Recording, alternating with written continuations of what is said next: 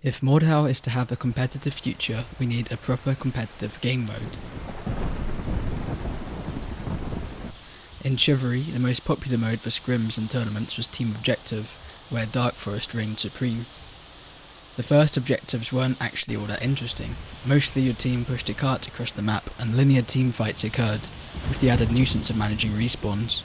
There's not much strategy involved besides don't trickle in, and really you might as well just play last team standing for a more refined experience. This is also largely the issue of Mordhau's frontline mode, which results in a boring player and spectator experience. If you ask anyone what their favourite stage in Dark Forest was, they'll almost always tell you the same thing: King's Family. Once the sluice gate drops, the map opens up into a multi-objective sandbox where teamwork and communication is key. The difference in available strategies is remarkable. The attackers can push multiple caves simultaneously, focus their attention on a specific cave, focus the hardest cave first or leave it to the end, send out players to stealth past the enemy and go target the doors directly, and so on. There's also multiple decisions to be made by the defenders. Do you push out and risk getting outmaneuvered, or do you play it safe and hold the doors more closely? Which doors do you prioritise? Who scouts and who is reliable enough to leave behind? Poor calls can break teams on King's Family, and superior team play can triumph over raw skill. So when it comes to designing a game mode, we need multiple objectives that can be simultaneously targeted. As Counter-Strike is the most popular first-person competitive game on the market, it's useful to draw comparisons with it and see if there's anything we can transfer to our genre. As well as featuring multiple sites, Counter-Strike also introduces an economy system that determines what gear players can equip each round. This adds another layer of strategy to the game that I believe would also work well in Mordhau. We can only take so much from Counter-Strike, however, as the bomb site mode itself wouldn't work were it to be directly ripped into Mordhau. Multiple sites would require a split team from the defenders, leaving them the unfeasible task of having to survive an outnumbered assault each round. The superior move would be to group up as a team and recapture the empty site if it was pushed, which would effectively result in linear teamfights again. The defenders would have to be given some sort of advantage in order to encourage team splits. I've given this some thought and I'll propose a mode that I think could be both exciting to watch and play. It's called Goldrush. It's essentially a round-based King's Family objective, but instead of royal peasants in each cave, there are 5 bags of gold that players retrieve and carry back to their ship at the spawn. Defenders will have around 20 seconds respawn in order to address the issue of vulnerability of a 5-man rush on one site, and the attackers will only have a single life. At any time, the attacking team can retreat back to their ship and save, ending the round with the gold that they've retrieved, and saving their current arm and weaponry as well. However, they can also choose to return out to the caves in an attempt to gather even more gold.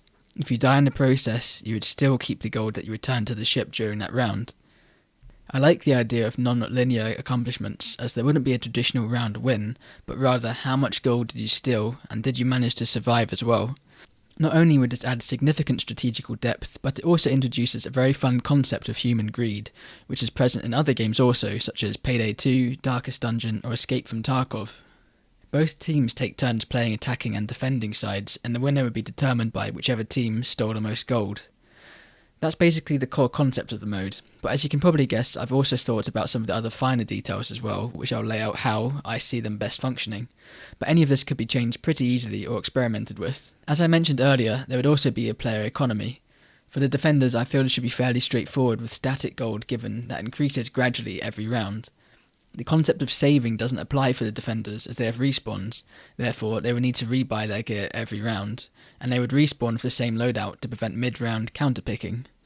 I think it would also be beneficial to have death penalties on the next round's economy in order to punish teams that rush out too much on the defence in order to deal chip damage or buy time. As a result, if you failed to achieve much gold on a round but killed many players, you would have an easier job on the next round due to their weakened economy. Defenders would also be able to eco early rounds in order to have more expensive buys during the late game.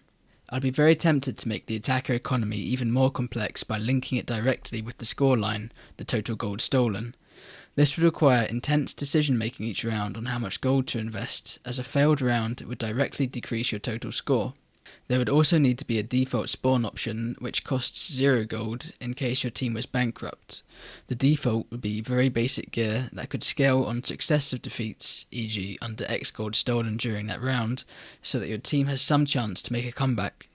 Similarly to Counter-Strike, the attacking economy should be much cheaper than the defending side due to the difficulty of having no respawns versus respawn, and also to give the attackers more options for their offense. I don't think armour should drop on death, as this would be too arcadey and would result in some weird mid-round swings.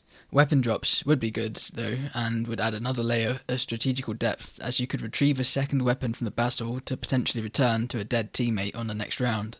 With a pre-made team where communication is already established, I believe this interlinked score/economy would work well, but with a matchmaking system, it would surely be a source of great frustration watching your teammates literally drain your score by their poor purchasing decisions.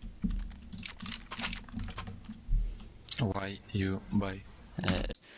One way to circumvent this could be a smart UI system that offers a 10-second voting phase where the attacking team decides what their spending cap should be, or whether they should default spawn at 0 cost. You could also vote for certain players to have a higher or lower spending cap, although this might be too complicated.